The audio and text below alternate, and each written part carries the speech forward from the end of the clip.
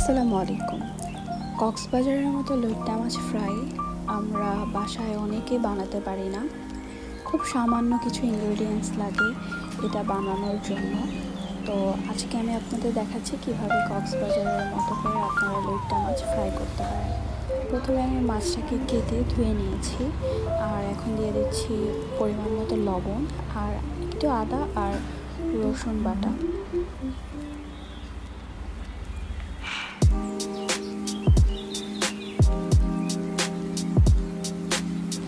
এখন দিয়ে নেব 1 চামচ মরিচের গুঁড়া আর 1 ফালি লেবু দিব একটু পরে মাখানোর শেষে।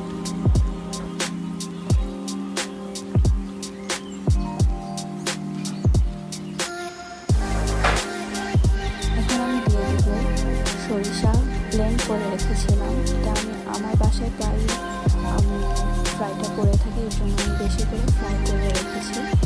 এখানে আমি অলমোস্ট 4 চামচের মতো দিয়ে দিচ্ছি সরিষা গুঁড়া, আপনারা বাটাও দিতে পারেন।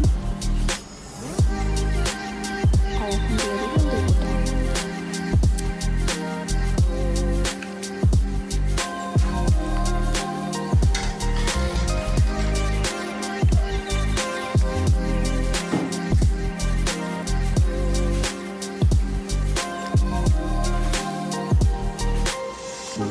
ভালো মতো মেখে আমি আধা ঘন্টার জন্য রেখে দেব।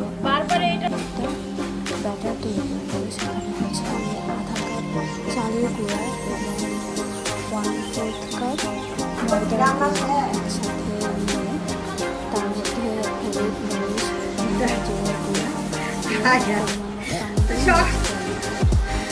কালকে সকালে আজকে কাছে যাবে।